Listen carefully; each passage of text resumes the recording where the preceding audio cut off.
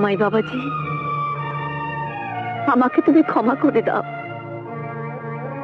নিজের ভাগ্যের অবস্থা দেখে আমি ভয় পেয়েছিলাম বাবা, কিন্তু তোমার দিদি জামাইবাবু যে এত বড় মনের মানুষ, এত মহৎ, এত ত্যাগী, আমি বুঝতে পারিনি বাবা।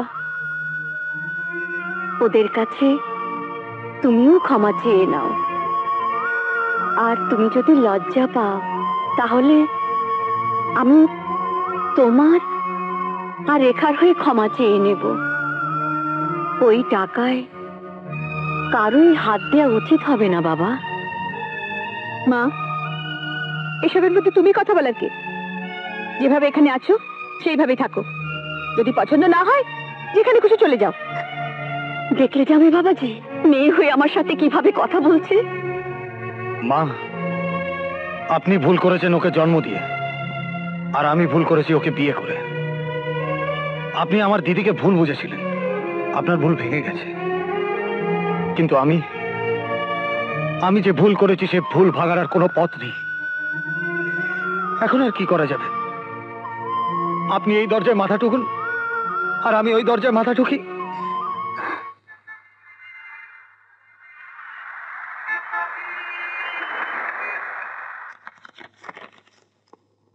নমস্কার। আরে সুমি, আরে এসো এসো এসো এসো, আরে বসো বসো বসো বসো।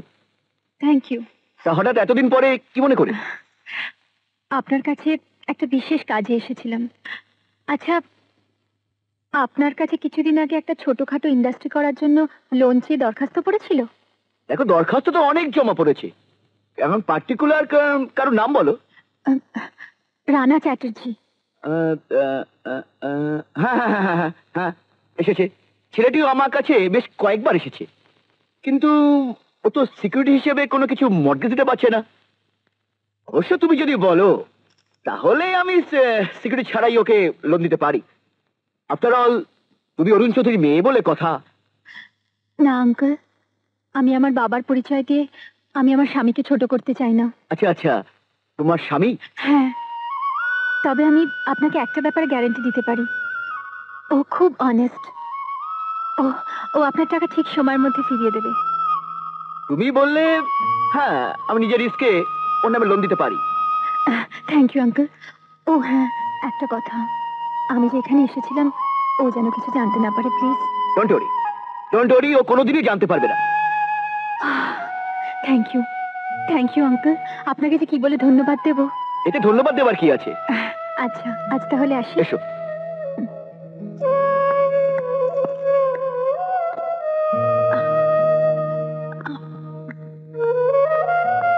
ভোর হতে না হতে কোথায় গিয়েছিলে? জানো যে আমাকে ব্যাংকে যেতে হবে। আমি কি তোমার পথ আটকে রেখেছি? পথ আটকালে আমি ধাক্কা মেরে বেরিয়ে যেতাম। বউ বাড়িতে নেই আর আমি ড্যাং ড্যাং করে বেরিয়ে যাচ্ছি, এতে বউয়েরই বদনাম হয়। সেদিকটা আমাকে খেয়াল রাখতে হয়। আর আমাকেও যে আপনার দিকটা খেয়াল রাখতে হয় মশাই। আজকে দেখুন আপনার ব্যাংক লোন হয়ে গেছে। মানে? মানে আজ আমি মন্দিরে গিয়েছিলাম তোমার ব্যাংক লোনের জন্য আশীর্বাদ চাইতে। ও,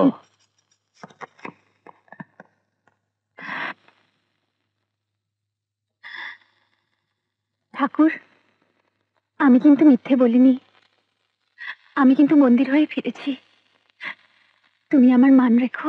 মান সম্মান সব টাকার কাছে। তোমার ননদ ব্যাংক থেকে টাকাটা উঠিয়েছে কেন?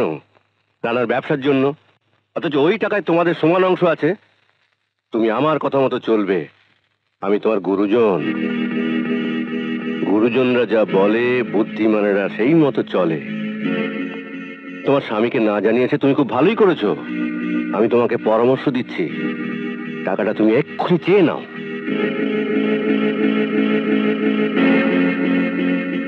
আমি আজ রাতেই ওকে চাপ দেব, যাতে ওর প্রাপ্য টাকা ও বুঝে নেয়। কি বলছো তুমি? এসব কথা একদম মুখে আনবে না। না, আমার কথা তোমাকে রাখতেই হবে।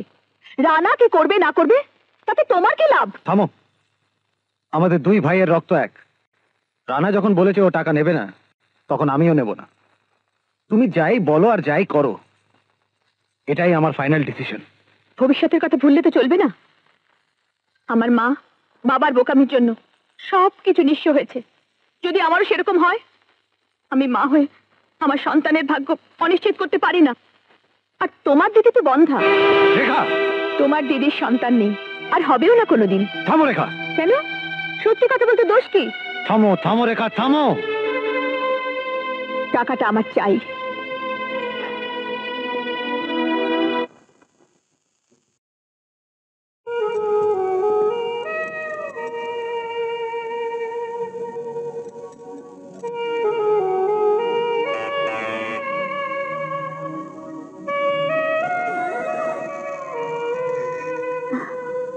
কিরে রাজা, এত রাতে? শরীর খারাপ করেনি তো?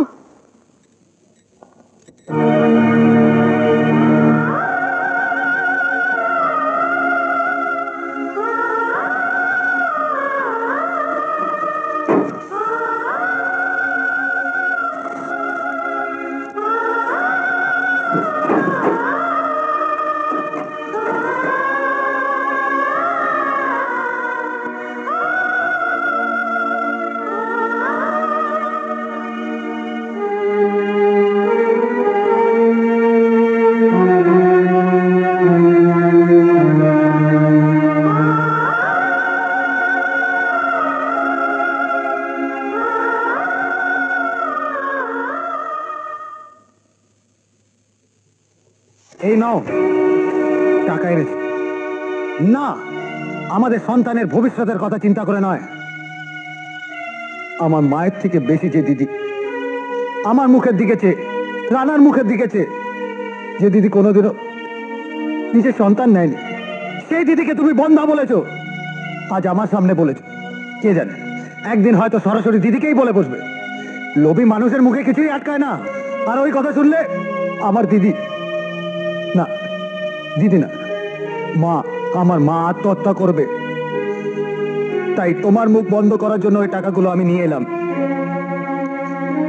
আমার ভাবতেও ঘৃণা হয়, তুমি একটা নারী।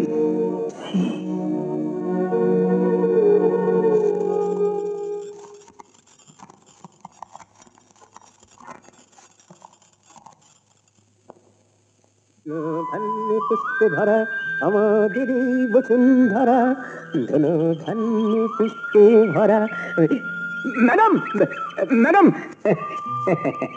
এই নিন আপনার জমির দলিল। 5 লক্ষ টাকার জমি মাত্র 2 লক্ষ টাকায় আমার স্যার আপনার জন্য ব্যবস্থা করে দিলেন। উনি আমার গুরুজন, ওনার জন্য আমার সবকিছু হলো। ওনার কাছে আমি সত্যি কৃতজ্ঞ। ও জানেন ম্যাডাম, সরকারি প্ল্যান অনুযায়ী আপনার এই জমির সামনে হবে ইন্টারন্যাশনাল এয়ারপোর্ট, আর এর পেছনে পেছনে হবে রেলওয়ে জাংশন, আর ডান দিকে হবে 5 স্টার হোটেল, আরে বাঁদিকে হবে সবচেয়ে বড় হাসপাতাল। তখন এই জমির দাম কত হবে বলুন তো? কত কত আপনি বলুন। মাত্র 1 কোটি টাকা। স্যার, স্যার এই জমি কি বিক্রি হয়ে গেছে? হ্যাঁ স্যার, এই ম্যাডাম কিনেছে। আপনার কি কোনো অসুবিধে আছে? না স্যার, অসুবিধে আমার নয়, যে কিনেছে অসুবিধে তার। মানে স্যার, এর আগে 2 বার এই জমিটা বিক্রি হয়ে গেছে। মন সম্মান গেল একেবারে। 100 টাকা নাও, বোবা হয়ে যাও।